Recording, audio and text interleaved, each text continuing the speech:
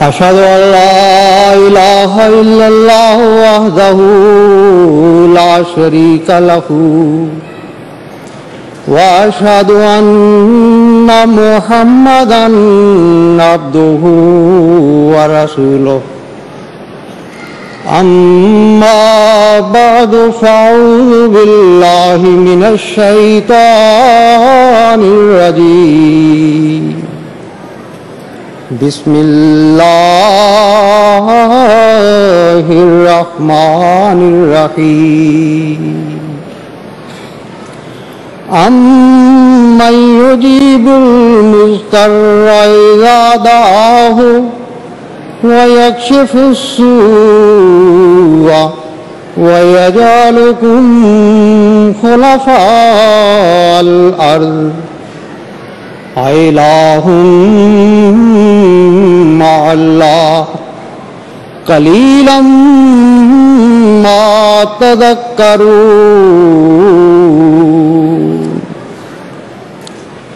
سورہ نمل کی آیت نمبر 63 کا ترجمہ اس طرح سے ہے،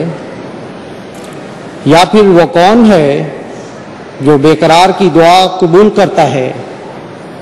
جب وہ اسے پکارے اور تکلیف دور کر دیتا ہے اور تمہیں زمین میں خلافت عطا کرتا ہے؟ کیا اللہ کے ساتھ کوئی اور معبود ہے؟ بہت کم ہے جو تم نصیحت پکڑتے ہو۔ سیدنا حضرت مسیح موعود علیہ الصلوۃ والسلام کی بعثت کے وقت مخلوق اپنے خالق سے بہت دور جا پڑی تھی، اور امت مسلمہ بھی جسے خدا نے بہترین امت قرار دیا تھا اپنا ایمان تک کھو چکی تھی۔ اس کے مشاہیر اپنے رب سے تعلق یعنی دعا کے منکر ہو چکے تھے، تو عوام الناس مایوس ہو کر بنی اسرائیلی نبی کی آمد کے منتظر تھے کہ وہ آئے اور ان کی بگڑی بنائے۔ اس تاریکی کے وقت حضرت مسیح موعود علیہ الصلوۃ والسلام نے جن امور کی اصلاح کا بیڑا اٹھایا ان میں دعا کی قبولیت اور اس کے برکات و ثمرات کا مضمون سر فہرست تھا۔ آپ نے علم کلام اور اپنے عملی تجربے سے دنیا کو یہ عرفان دیا کہ ہمارا خدا تو دعاؤں ہی سے پہچانا جاتا ہے، اور یقین دلایا کہ جو شخص روح کی سچائی سے دعا کرتا ہے وہ ممکن نہیں کہ حقیقی طور پر نامراد رہ سکے۔ آپ نے دعا کو سب سے بڑا ہتھیار قرار دے کر اسے دنیا کی اصلاح کے لیے وقف کر دیا۔ چنانچہ آپ نے بیعت لینے سے قبل شائع کیے جانے والے ایک اشتہار میں فرمایا، خدا تعالیٰ نے ارادہ فرمایا ہے کہ محض اپنے فضل اور کرامت خاص سے اس عاجز کی دعاؤں اور اس ناچیز کی توجہ کو ان کی پاک استعدادوں کے ظہور و بروز کا وسیلہ ٹھہراوے، اور اس قدوس جلیل الذات نے مجھے جوش بخشا ہے تا میں ان طالبوں کی تربیت باطنی میں مصروف ہو جاؤں اور ان کی آلودگیوں کے ازالے کے لیے دن رات کوشش کرتا رہوں، اور ان کے لیے وہ نور مانگوں جس سے انسان نفس اور شیطان کی غلامی سے آزاد ہو جاتا ہے اور بالتبع خدا تعالیٰ کی راہوں سے محبت کرنے لگتا ہے۔ سو میں بتوفیق ہی تعالی کاہل اور سست نہیں رہوں گا، اور اپنے دوستوں کی اصلاح طلبی سے جنہوں نے اس سلسلے میں داخل ہونا بسط کے قدم اختیار کر لیا ہے غافل نہیں ہوں گا، بلکہ ان کی زندگی کے لیے موت تک دریغ نہیں کروں گا، اور ان کے لیے خدا تعالیٰ سے وہ روحانی طاقت چاہوں گا جس کا اثر برقی مادے کی طرح ان کے تمام وجود میں دوڑ جائے۔ یہ وہ جذبہ تھا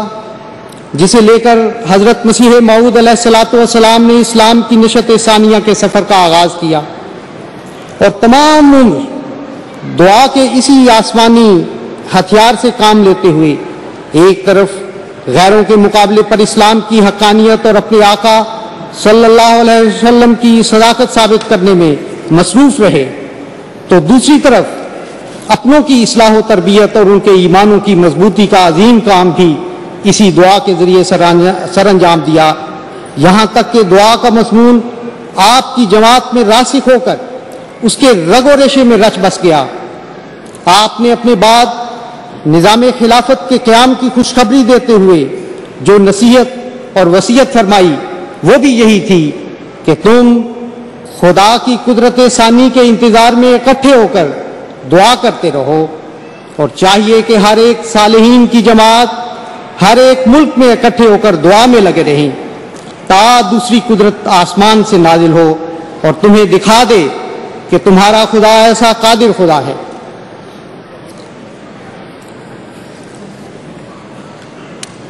معزز سامعین،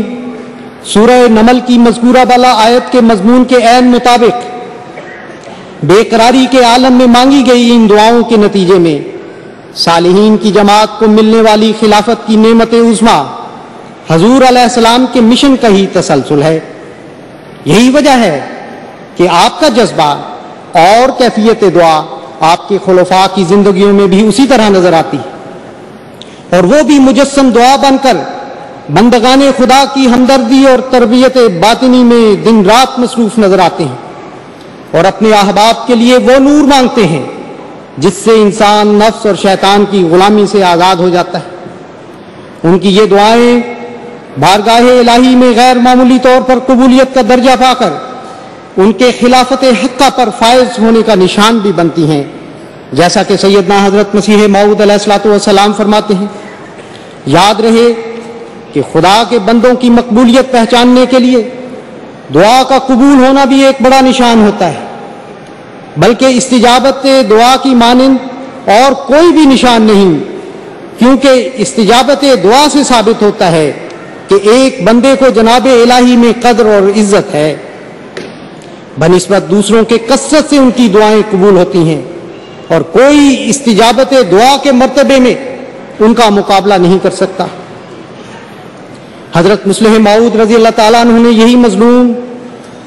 خلافت کے حوالے سے یوں بیان فرمایا ہے، اللہ تعالیٰ جس کسی کو منصب خلافت پر سرفراز کرتا ہے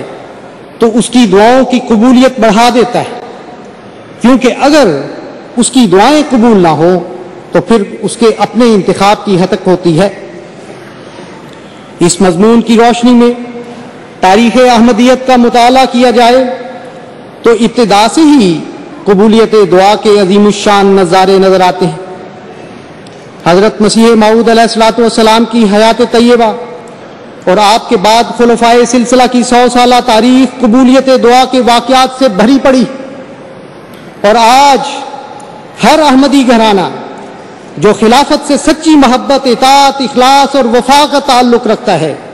حضرت مصلح موعود رضی اللہ تعالیٰ عنہ کے اس ارشاد کا گواہ ہے۔ آج افراد جماعت احمدیہ کے ایمان کا یہ حصہ بن چکا ہے کہ جو ہی کسی کو کوئی تکلیف ہوئی فوری طور پر اپنے آقا کی خدمت میں دعا کے لیے لکھ دیا، اور آقا فوراً ہی اپنے پیاروں کی تکلیف کو اپنی تکلیف سمجھ کر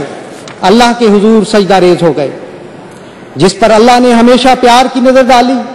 اور اپنے فضل سے اس تکلیف اور مشکل کو دور فرما دیا۔ ہم دیکھتے ہیں کہ بیماروں پر خلیفہ وقت کی دعاؤں سے اللہ کا فضل شفا بن کر نازل ہوتا ہے، حتیٰ کہ خطرناک بیماریوں میں مبتلا لا علاج قرار دیے جانے والے مریض بھی حیرت انگیز طور پر موت کے منہ سے واپس ہو کر صحت اور عمر کی نعمت سے فیض یاب ہوتے ہیں۔ بینائی اور قوت گویائی کا معجزانہ طور پر لوٹ آنا، طالب علموں کی امتحانات میں غیر معمولی کامیابیاں اور سرکاری ملازموں کی مخالفانہ حالات کے باوجود ترقیاں، قرضوں سے نجات، بے اولادوں کو اولاد کی نعمت، کاروبار میں برکت، فصلوں اور پھلوں میں بے پناہ اضافے، کبھی بارش ہونا تو کبھی بارش بند ہونا، مشکلات سے دوچار افراد کی مشکل کشائی اور جھوٹے مقدمات میں گرفتار معصوموں کی رہائی، یہ سب ایسے امور ہیں جو خلفائے سلسلہ کی دعاؤں کے نتیجے میں غیر ممکن سے ممکن ہوتے رہے، جن کے گواہ ہمارے چھوٹے بھی ہیں اور بڑے بھی، جوان بھی ہیں اور بوڑھے بھی، مرد بھی ہیں اور عورتیں بھی۔ سامنے بیٹھے ہوئے آپ اور قرۂ ارض کے گردا گرد ملک ملک بسنے والے احمدیوں کی اکثریت کی زبان پر ان نشانوں کی گواہی ہے، اور کثرت سے ایسے بھی واقعات ہیں کہ غیروں نے جنہیں قبولیت دعا پر ایمان نہ تھا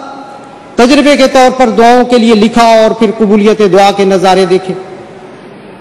میرے آج کے مضمون میں آپ اس حوالے سے حیرت انگیز اور روح پرور واقعات سن کر اپنے ایمانوں کو تازہ کریں گے اور منصب خلافت پر فائز ان پاک وجودوں کی دعا کے ساتھ وابستگی کی کیفیات سن کر اپنے دلوں کو گرمائیں گے۔ لیکن اس موقع پر یہ وضاحت کر دوں کہ ایسے نظارے صرف انہی لوگوں کو نصیب